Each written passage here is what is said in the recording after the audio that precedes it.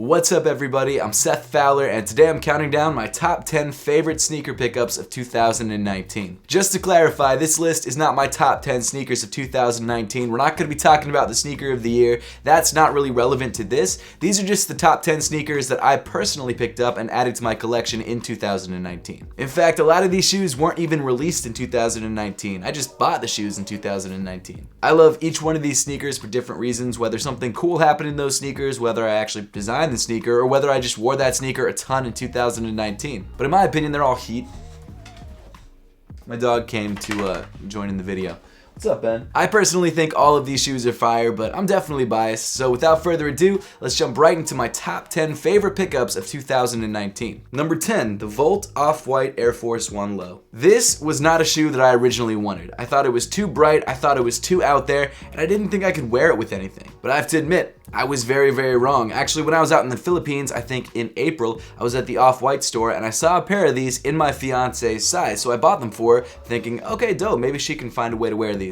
And then she started wearing them, and I was like, dang, those look good. Obviously, it was mostly her making them look good, but I started to think, oh man, I wonder what I could wear with those. And every day when she wore them, I would look at them and be like, I really need to grab a pair of those. So a couple months later, when the market was a little bit lower on these, I grabbed a pair on Farfetch, and I'm so glad that I did because this pair is a pair that I wore a lot more than I ever would have guessed. In my opinion, the key to rocking this sneaker is to make it the pop of your outfit, like make it the main focal point. If you do that, you can pretty much get away with it no problem, and I love rocking this shoe because not only does it look crazy and does it look good, but it's also really comfortable. Also, kind of surprisingly, I've gotten the most compliments I've ever gotten in any shoe while wearing this shoe. And I guess it's because it's so bright it catches people's attention, but that really surprised me. Now that I actually own this shoe, this will be a sneaker that will never leave my collection because I love wearing it. Number 9, the Shawn Witherspoon Air Max 97 ones. I've always been an Air Max fan, especially since my birthday is on Air Max Day, March 26th, if you guys want to send me any presents to the P.O. Box. It's cool if you don't, it's fine. And in addition to that, I've always loved an eclectic look, and I think the Air Max 97 one is a perfect mashup of an eclectic look and two Air Maxes that I love. The Shawn Witherspoon Air Maxes feature a full corduroy upper that the more you wear, the better it looks because it starts to fray. One of the reasons that I really like this shoe is that it has a very surfer vibe, and while I'm not a surfer at all, in fact, I couldn't even stand on a surfboard if you paid me, I love the aesthetic. I love the fact that it's got a wave on the tongue, I love that it's got this sort of wave 97 pattern on the side of the sneaker. All around, it's a very chill, relaxed shoe, and that's what I like about it. Another detail I love is the mini Nike swoosh on the toe. That's one of my favorite things you can do to a Nike sneaker, and it just fits in so well with the Shawn Witherspoons. The AM 97 ones were definitely one of last year's most coveted sneakers, and I'm glad that I'm finally actually able to own a pair in my size because they do fit really big, so I had to go a half size down, and the pair that I originally got was a size big, so that just wasn't gonna work. The Shawn Witherspoons are an awesome sneaker with a chill vibe, and I really dig that about them. Unfortunately though, because I got these in like August, I haven't had a chance to wear these as much as I would have liked to in 2019, but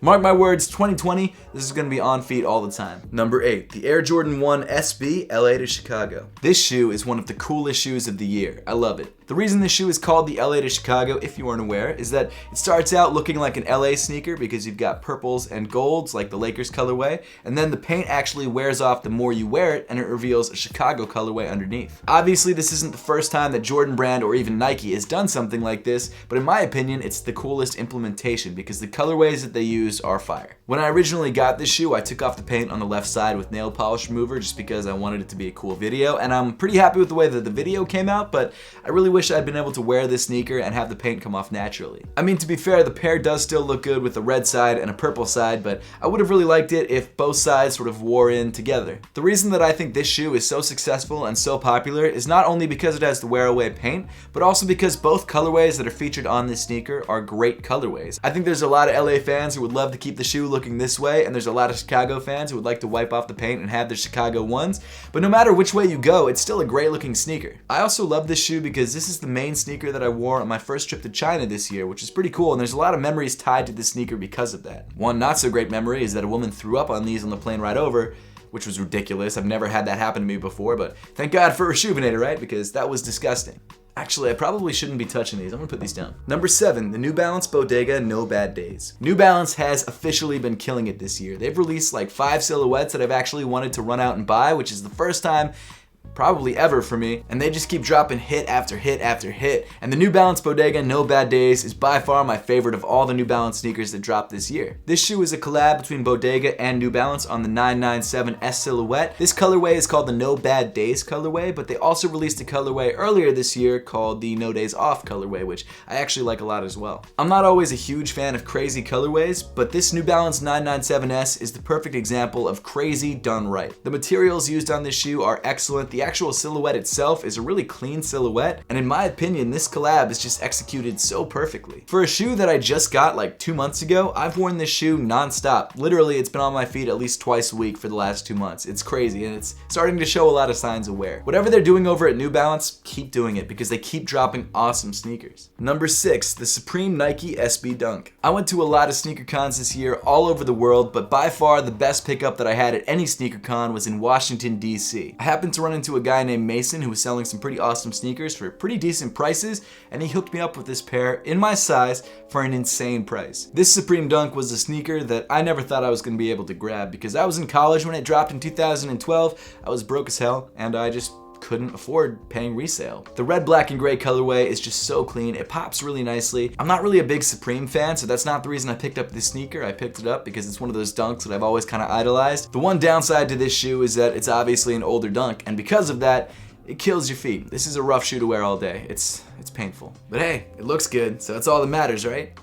Right. Number 5, the Travis Scott Air Jordan 1 Cactus Jags. This sneaker is obviously one of the most popular sneakers of the entire year by a mile. And what's crazy about it is that's mainly just because of the name that's associated with this shoe. Yes, it's got a backward swoosh. Yes, it's got a stash pocket around the top of the ankle, but other than that, it's kind of just an Air Jordan 1. However, it's an awesome Air Jordan 1, and I totally understand the hype. The materials on this shoe are great. The leathers used on both the lateral side swoosh and the medial side swoosh are soft and tumbled and feel really nice to the touch. You've also got this really cool ballistic nylon up near the top of the ankle, which is a nice material change from standard Air Jordan 1s. The suede used on the shoe isn't bad. It's definitely nicer than a lot of the other suedes used on some other Jordan models, and overall, it's just a clean looking sneaker. But obviously, my favorite detail on the entire shoe is the backwards Nike swoosh, and I'm surprised that this is the very first Air Jordan 1 to do this. Travis Scott must have some huge weight with Jordan Brand because changing up the Nike swoosh and misplacing the logo of a brand is not usually something brands allow you to do. But Travis did it. I think it looks really clean, and it's probably the best detail on this shoe. This isn't a shoe that I wore on some crazy trip, and I don't really have a nut story about how I got this shoe. I did, however, wear this shoe in my engagement photo shoot that we used on the Save the Dates, so I guess in that way it is special. It's like some solid heat, but it also works nicely with the dress shirt, so I thought it came out nice. Definitely a pretty big contender for sneaker of the year. Number 4, the Union LA Air Jordan 1 Black Toe. Speaking of shoes that I wore on crazy trips, this was a shoe that I wore to Japan and then on to the Philippines, so this definitely has some memories tied to it. I spent a lot of time with Oh It's Teddy in Japan, which if you guys haven't seen that vlog yet, make sure to click the link at the top of the screen. He definitely hated on this shoe a lot, but to be fair, I don't think he could have pulled it off. I can't say that with a straight face. This shoe is fire, Teddy. Don't tweet me about it. Last year, I got the Storm Blue colorway of this sneaker, which I proposed to my fiance in, so naturally, I had to complete the set. And to be fair, the more that I've worn this sneaker, I actually think colorway-wise, I prefer this shoe. And also, I didn't think about it till I got there, but this colorway fit in really nicely with the Japanese sort of theme. This shoe is an awesome Jordan 1. It's one of the best releases of the last couple years. I love this shoe. Number 3, the Nike Flyknit Lunar 1 Plus Supreme. After I went to Japan, I went to the Philippines for Manila Sneaker Expo. And honestly, that trip to Manila is one of my favorite trips ever. Not only did I meet some incredible people like Carlo Ople and Aram and Ron, and of course DJ Big Boy Chang, but it was also an incredible experience just being in the Philippines. The Philippines in general is like the most hospitable country I've ever been in my entire life. And just an example of that insane generosity and hospitality, when I went to go visit DJ Big Boy Chang, he actually gifted me this pair of Lunar 1s. This shoe is another Grail Supreme collab that I never thought I would have, and he just gave it to me. So for real, Big Boy, I can't thank you enough for this. This is absolutely nuts. So obviously the story about how I got this shoe is the reason this sneaker is so high on the list, but it's also a really great sneaker. The Flyknit Lunar 1 is an incredibly comfortable sneaker, and also for a Supreme collab, it's super minimal and super clean. You literally just have SUP stitched into the side of the sneaker, a tiny box logo on the tongue, and another tiny box logo on the insole, and that's it. Actually, after I got this sneaker, I ended up wearing it the rest of the trip because of just how comfortable it was. So seriously, huge thank you to Big Boy Chang for the sneaker, huge thank you to everyone involved in Manila Sneaker Expo for bringing me out, and also just huge thank you to the city of Manila for being awesome. Number 2, the Air Jordan 11 Bred 2019. The Bred 11 is what got me into Jordans. This is the shoe that started it all for me. And this year we're getting a retro that's so close to the OG, I think it's my favorite Bred 11 ever. I understand that a lot of people love that lower cut, and coming up in sneaker culture, obviously the lower cut was what everyone was used to, but growing up as like a 5-year-old, watching Michael Jordan play, this was a shoe that I remember him in. I think the Bred 11 is like my third favorite sneaker of all time behind the Bred ones and the Chicago ones. It's just such a classic sneaker, and it's like a Tinker Hatfield masterpiece. I actually missed out on the sneakers shock drop of these, so huge thank you to Don from Philly for helping me grab this pair. Also a big Sixers fan like myself, so thank you so much, Don, appreciate it. But in my opinion, it does not get much better than the Bred 11s. Number 1, the Planters Crunch Force 1. I don't care how you feel about this shoe. I don't care if you love it, if you hate it. I love it because I designed it. The Planters Crunch Force 1 is the very first sneaker that I've ever designed to actually go into production. If you missed out on the release originally, you can actually grab a pair right now on GOAT for more than I'd be willing to pay. This shoe is literally a dream come true for me. I know it's a promotional sneaker. I realize that it's a Planters shoe. It's not like a Nike collab or anything like that.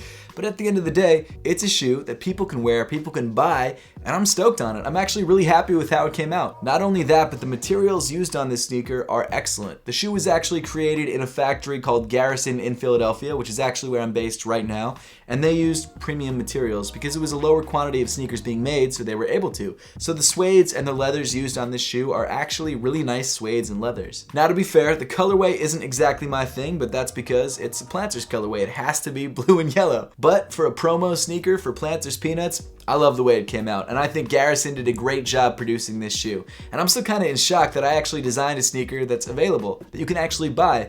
That's crazy to me. Even though I love this sneaker and I'm really excited that I was able to design it, next year is going to be even bigger. Because next year, I've actually got a collab with We Are Underdogs coming out, which I'm designing from scratch, which I'm super excited about. If you would like to follow that design process at all, I'm actually doing a series on designing that sneaker on my channel, so make sure to subscribe. And with that, we wrap up the list of my top 10 favorite sneaker pickups of 2019. Now I would love to know your thoughts on this list and which ones of these shoes you like the best, so let me know in the comment section down below. And as always, thank you so much for watching. Make sure to subscribe if you haven't yet, and I'll see you all in the next one.